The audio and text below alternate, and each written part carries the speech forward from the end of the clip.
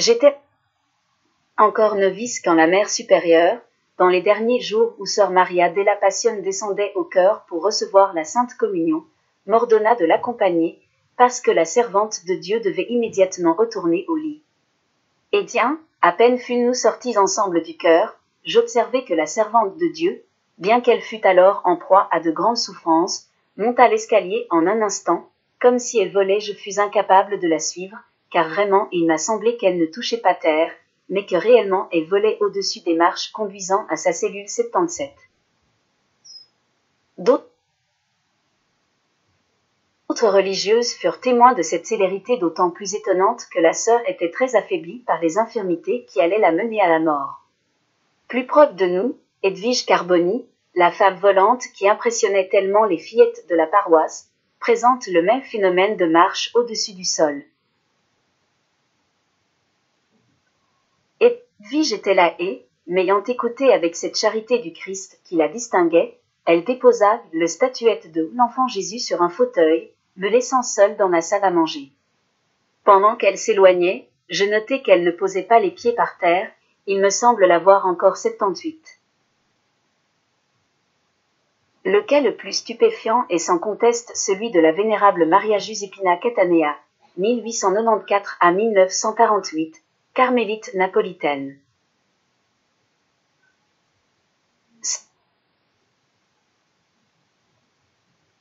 Sœur Maria Giuseppina est dans sa cellule avec une consoeur. Voici que, d'un coup, elle s'agenouille et se met en prière. Toute l'attitude de sa personne en oraison paraît plus recueillie que de coutume, elle a quelque chose de particulier. Au bout d'un instant, elle se soulève du sol, toujours agenouillée, et sort de la celluléa en volant. Les bras ouverts, le regard levé vers le ciel et le visage radieux, la sœur parcourt avec vélocité les longs couloirs, sans poser les pieds sur le pavement. Le Christ la visite. Les obstacles n'existent plus pour cette singulière amante du Christ, qui les évite, guidée par une main invisible.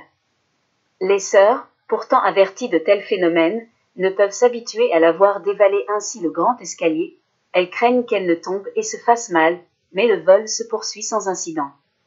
La carmélite ne se rend compte de rien. Une aspirante à la vie religieuse, jeune fille de 19 ans, prétend dans l'ingénuité de son âge, la rejoindre en courant, illusion. Ses jeunes jambes ne peuvent rivaliser avec une telle vitesse. Les heures passent, et la marche extatique se poursuit. Avec une simplicité paradoxale, comme si Sœur Maria Giuseppina avait besoin de lumière, les religieuses disposent des lampes en hauteur, sur le rebord des fenêtres, pour éclairer le trajet, et elles attendent. Enfin, le vol se fait moins rapide, la carmélite abaisse les bras et retourne dans sa cellule. Elle voit et entend à présent celles qui se pressent autour d'elle. 79. On est tenté de se frotter les yeux. L'incident eut lieu en 1924, il n'était pas le premier ni ne fut le dernier. Les vols extatiques débutèrent à l'improviste le 26 juin 1923, accompagnés d'une sorte de souffle, un vent qui semblait envelopper et soulever la religieuse. Le prodige se répéta des dizaines de fois et eut de multiples témoins, parfois étrangers au monastère, qui alors manquaient de se trouver mal, tant était grand leur saisissement. Bien que la sœur souffrit à partir de 1942 d'une sclérose en plaques qui l'immobilisait sur un fauteuil roulant, le phénomène n'en fut d'aucune façon entravé, il se fit simplement moins fréquent. Le 28 juillet 1943, Sœur Maria Giuseppina suit la communauté qui déambule dans le cloître. Un peu courbée à cause de vives douleurs à la colonne vertébrale, elle est soutenue par une autre religieuse. À la fin, elle bénit avec la statue de saint François Xavier, la remise et le jardin, puis tend l'objet à une sœur moment où elle baise la main du saint, le vent la ravit soudain et, alors que peu auparavant elle était incapable de marcher sans appui, la voici qui, les bras ouverts, effleure le sol sans bouger les pieds et, le visage transfiguré, parcourt plusieurs fois en volant les allées du jardin 80.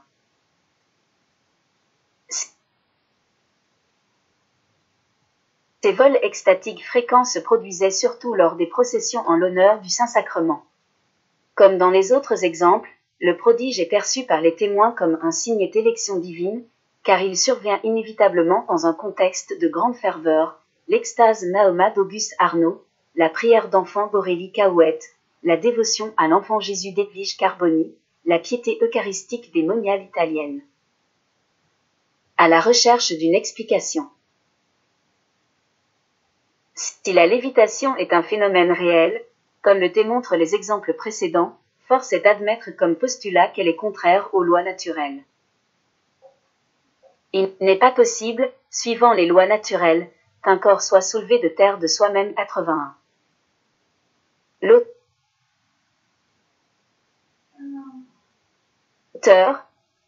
qui fait autorité en matière de discernement des esprits, tient la lévitation pour un don gratuit signifiant une participation anticipée et miraculeuse du corps des ici-bas à l'agilité des corps glorieux, hybrides. Mais il n'a point étudié les modalités du prodige, définies sous le seul angle de sa signification, une emprise spectaculaire du divin sur la nature, dont la portée charismatique vise à l'édification du corps mystique par la sanctification de ses membres, celui qui en est l'objet et ceux qui en sont les témoins, dès lors qu'ils sont pénétrés d'amour et de crainte respectueuse devant les mirabilia Dei. Dans le plus grand nombre des cas, il semble que le phénomène consiste en une puissante attraction du sujet vers le haut, un rapt physique, parfois assez viol, plutôt qu'en une soudaine légèreté du corps. Mais Hélène Renard écrit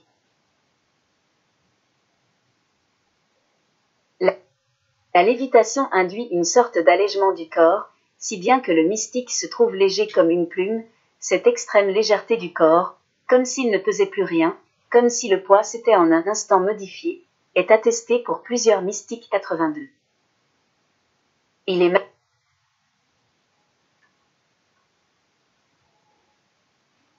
malaisé de savoir ce que ressentent les sujets car, le plus souvent inconscients du phénomène, ils n'ont guère formulé leurs impressions, à de rares exceptions près. Peut-être certaines formes du prodige autorisaient l'observateur à conclure en une combinaison entre la modification de la densité du corps, devenu plus léger, et l'attraction extérieure vers le haut. L'exemple le plus connu de cette légèreté corporelle est celui de la moniale conceptionniste espagnole Maria de Agreda, 1602 à 1665, célèbre pour ses révélations sur la vie de la Vierge, mais aussi constamment citée pour illustrer la lévitation. Elle était élevée à l'horizontale au-dessus du sol et, telle une plume ou une bulle de savon, elle oscillait au moindre courant d'air ou lorsqu'on soufflait sur elle, ce que ne se privaient pas de faire ces religieuses pour divertir et édifier les nombreux curieux qui venaient assister aux extases de leurs supérieurs. Les témoins en ont laissé des relations détaillées.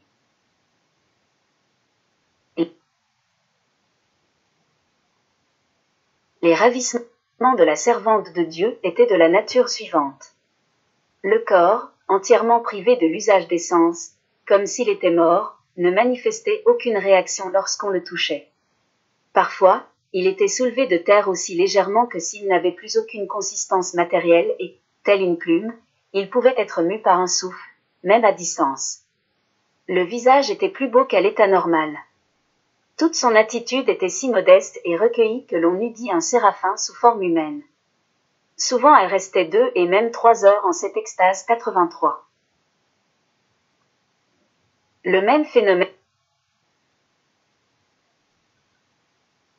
a été observé chez l'extatique italienne Domenica Barbagli, 1812 à 1859, du tiers ordre séculier des Servites de Marie, qui vécut gravataire durant 33 années à Monte San Savino, près d'Arezzo. Après ses communions, elle s'élevait en extase au-dessus de son lit, et le moindre souffle la faisait osciller telle une plume suspendue en l'air à l'horizontale. Elle est évoquée par Thurston, aussi, p. 148, note 3, qui la confond avec Domenica Lazari, 1815 à 1848, une des célèbres stigmatisées du Tyrol au XIX siècle. Il cite également la Clarisse Béatrice Maria de Ressus Ancisi Navarrete, 1632 à 1702, de Grenade. Le plus léger souffle d'air la faisait se balancer de côté et d'autre comme si elle était une plume ou la feuille d'un arbre. Si l'une des religieuses se levait de sa place et quittait la chapelle un peu vite, elle était entraînée comme un brin de paille par le courant d'air ainsi créé 84.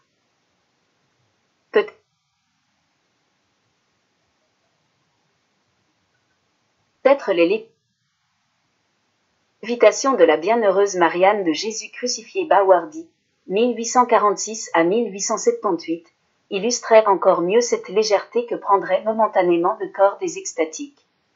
On connaît de cette attachante carmélite palestinienne, qui vécut plusieurs années en France, 8 lévitations dûment attestées entre le 22 juin 1873 et le 5 juillet 1874. Sans vouloir minimiser le moins du monde sa phénoménologie mystique, il convient de parler plutôt de semi-lévitation, dans la mesure où le soulèvement au-dessus du sol s'effectuait toujours à partir d'un appui, si ténu et dérisoire ce dernier eût-il été. Marianne lévitait pour aller, tel un oiseau, se poser au sommet des arbres. Le processus en a été très bien observé. Elle avait saisi l'extrémité d'une petite branche qu'un oiseau aurait fait plier, elle avait été enlevée en haut 85.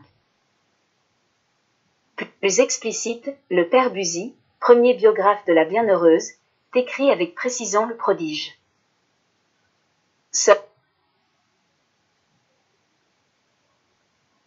Marie s'élevait au sommet des arbres par l'extrémité des branches, elle mettait son scapulaire dans une main, saisissait de l'autre l'extrémité d'une petite branche, du côté des feuilles, et, en un clin d'œil, glissait par l'extérieur de l'arbre jusqu'au sommet.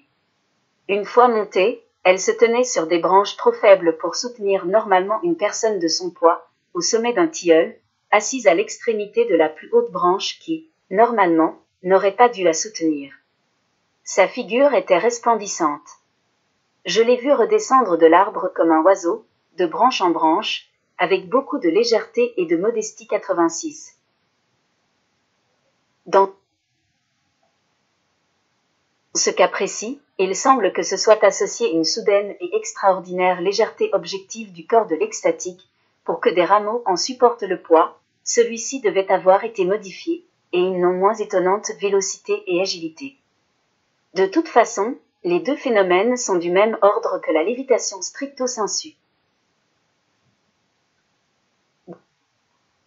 Dès qu'elle avait repris conscience, Marianne ne se rappelait plus rien, elle se demanda un jour ce que faisait une de ses sandales au fait d'un arbre, où elle était restée accrochée, et elle eût été fort en peine de donner de l'événement une autre explication que celle qu'elle énonçait en extase, l'agneau m'a tendu les mains. Sans doute est sainte Thérèse d'Avila qui, ayant expérimenté le phénomène, et surtout en ayant gardé conscience, a écrit à ce sujet les lignes les plus significatives. Mon